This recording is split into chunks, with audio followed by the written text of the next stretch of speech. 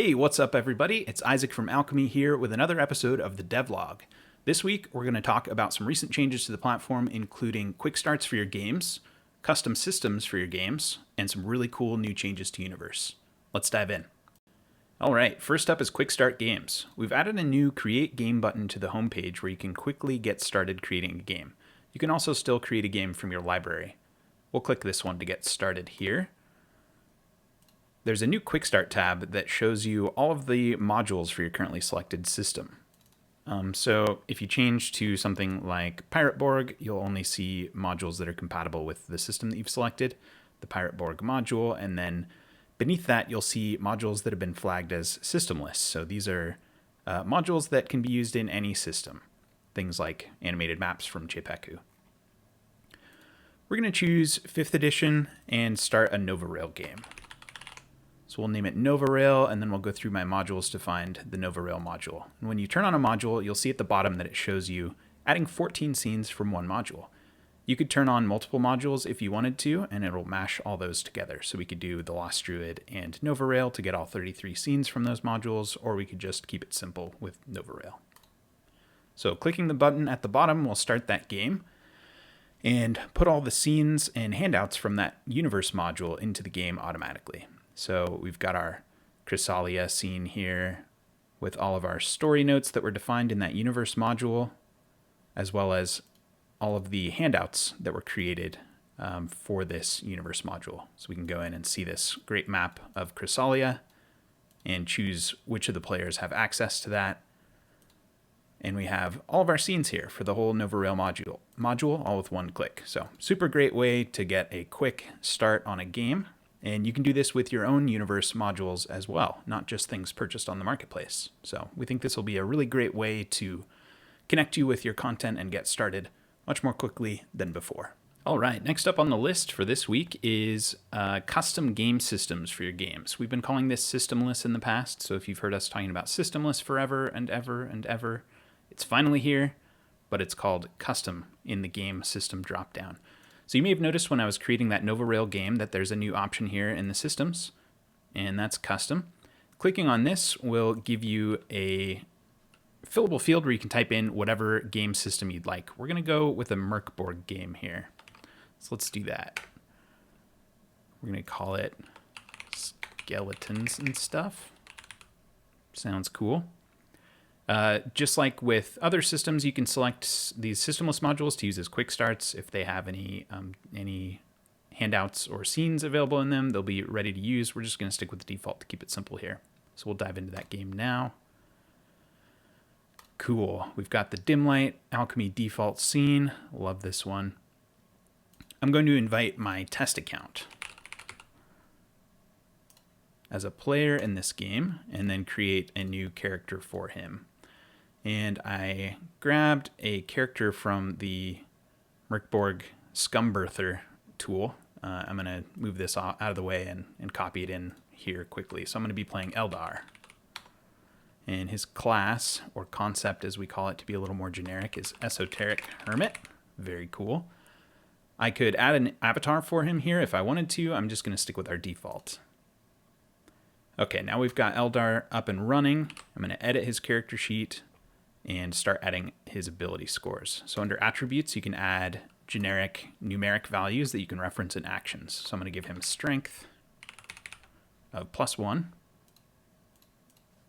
agility -1, presence of +1, and lastly, we've got a toughness of -1. Cool. Beneath the attributes, we've got features. You can add any text-based features that you want here. He has an interesting one called Master of Fate, and what that does is lets him roll a DR8 presence test to find the right way. Very cool. You can also include notes here if you just want to write down some notes about the character, and put some tags in here for organizational purposes. And any number of features here if you want to add more of them. We just have the one for him. Over on the Trackers tab, the two bars that are to the left and right of your character avatar are now customizable in a custom system game. So for this character, we will go with the standards of omens on the left for this guy. Omens. And we'll make that red. And he's got 4 omens. And then the other bar will be HP. Ooh, oh no. Oh no. He only has 1 HP. That's going to be fun. Okay, so our trackers are set up. If we save the character sheet now, we can go into the game and see that we've got 4 omens and 1 HP. We can quickly adjust these just like we could any other, tracked thing in 5e for HP and experience. Keep those tracked quickly and easily there. We'll go back into the character sheet and set up some equipment. So over here on the equipment tab, this behaves similar to equipment in other game systems. You can just add an item. He's got a femur, which is a weapon. I don't think we care about any of these for it. I'll just leave those blank. I could put a very cool description in here if I wanted to, but I think what we really want to get at is an action. So we're going to call it femur attack. And this is a dice roll, and the femur is a d4 attack. So we will create it as d4. I don't believe we add any attributes here, but those abilities that I had added to my character sheet are all available to select in an action as well. So we'll create that on the femur weapon, and then we'll save that to the character sheet. And now if I go over to my equipment tab and equip the femur, I will get that femur attack action that I can then roll that d4 attack anytime I need to use it. Let's see here. I could add all the rest of my equipment, things like armor or, flavor items. He's got a silver crucifix, but it's all kind of the same from there. We get the rest of our items in there. And then lastly, you can put in a long description for your character and choose whether or not that is publicly visible to other players when they click on you and click view. So I just pasted what came from the Scumbirther here. You can use Markdown to format this. So you could, for example, make this bold if you wanted to. And there is your very cool description. I'll make that public too, so that when someone looks at this character in the same game, they'll be able to see his description. So if I leave edit mode, we'll see the short form of the character sheet here for reference and that description that I put in along with the bolding of Sarkash. The next things we'd probably want to do for something like Merkborg would be to add some skill tests, or ability tests, I guess I should say. So we could add things like a presence test. That'll be useful for our what was that ability called? The Finding the Way one. So that's 1d20 plus our presence. We'll call that presence test. And we can click in to roll that. And in Merkborg, you roll a d20 plus or minus your score. He's got a +1 presence, so that gives us a 17. And you could build out those actions for the rest of your abilities if you wanted to, referencing these in actions.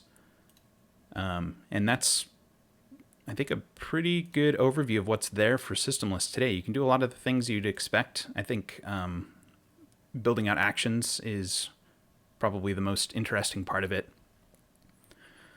You can take a look at our frequently asked questions here in the help menu. There's a dice section that talks all about our dice notation.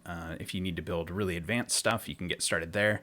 There's not currently a way to refer to an ability score if you're typing out a command manually, but we'll add something to make that a little bit easier here in the near term. So that is what's currently out there for Systemless games, formerly known, custom system games, formerly known as Systemless games. So hope you all like it, and make sure to give us your feedback on what you'd like to see there, because we'll be building out a lot of new stuff there in the coming months, and I'm very excited for it.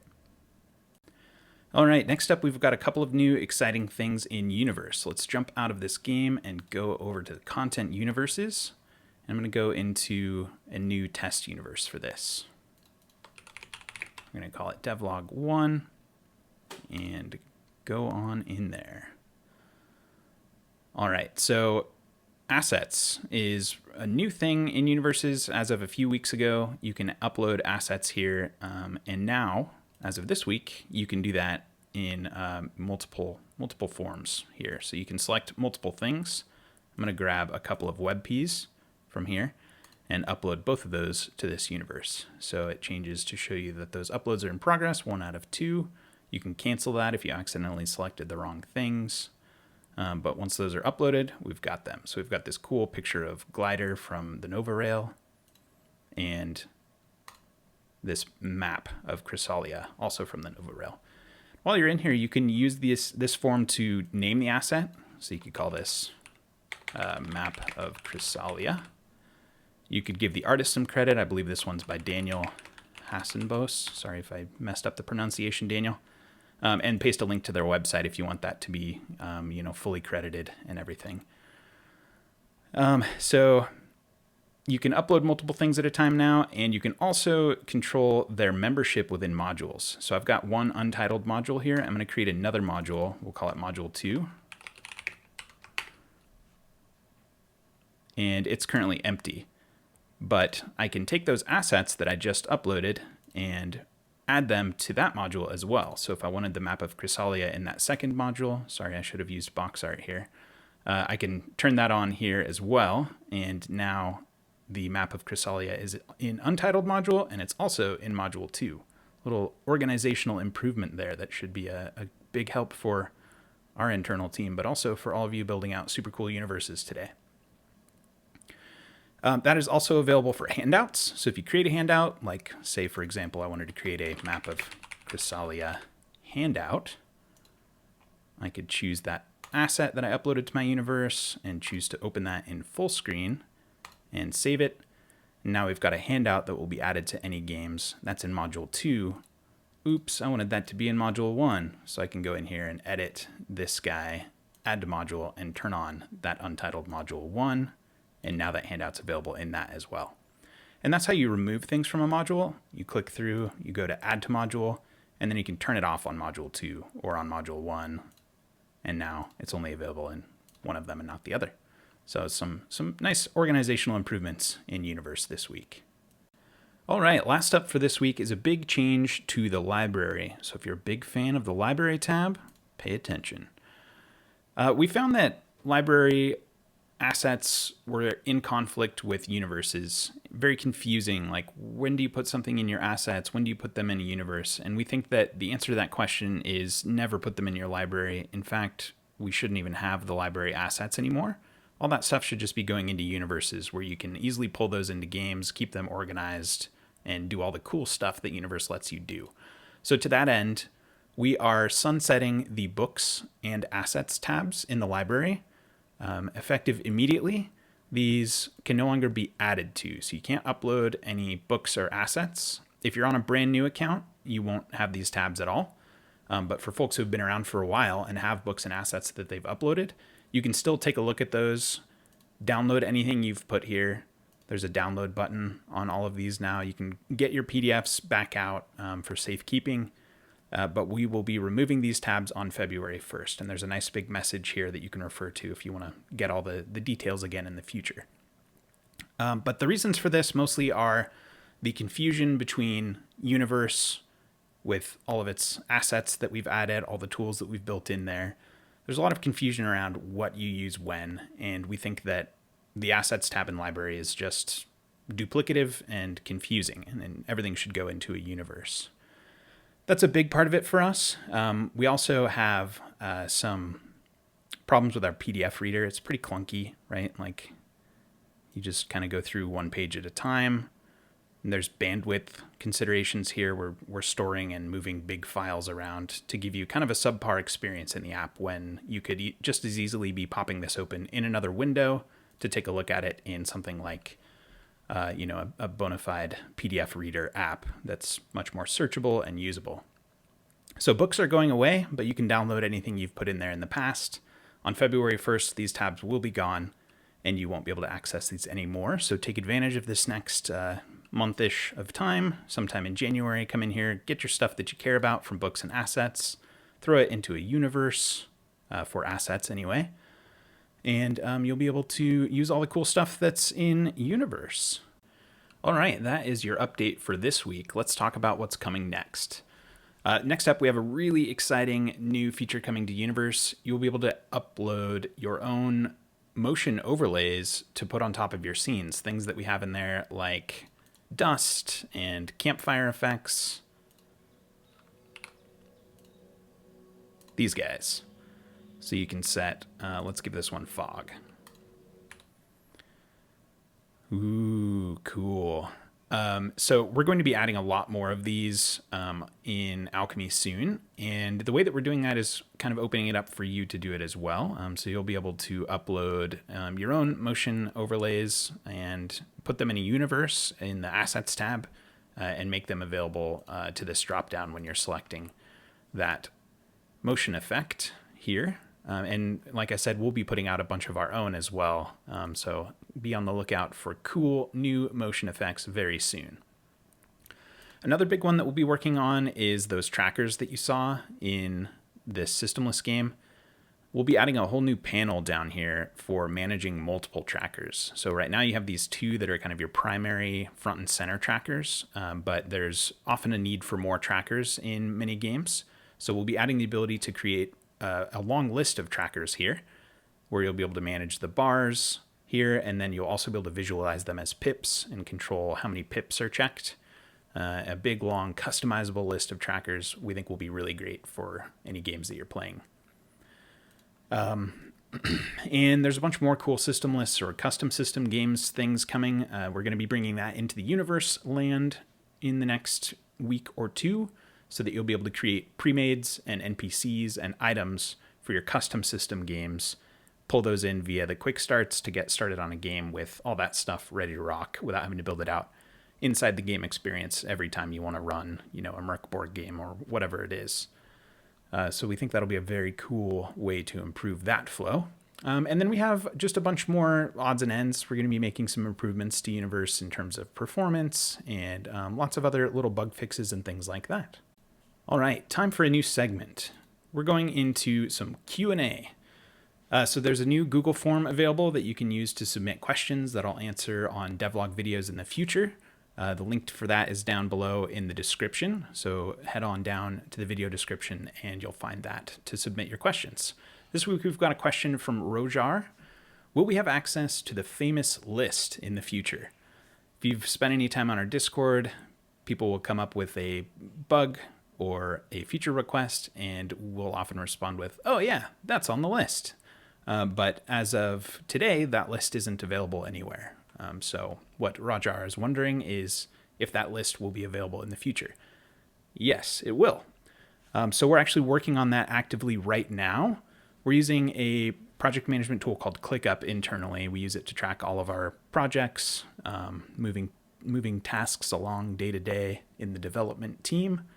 And we're building out a new roadmap space in there, and we're going to make it public. So anyone will be able to click in there and view what we've got going on kind of at a high level, and kind of keep tabs on where we're headed. So we're excited to get that out to you all. Not sure when that'll land exactly, but we're actively working on it, so it should be very soon. All right, that's all for this week. Thanks for watching. I hope you liked this video. If you did, go on down below, click that like button, subscribe for future updates, feed the algorithm. It's hungry.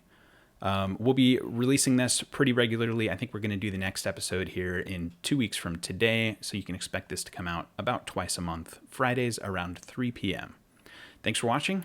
Go play some games.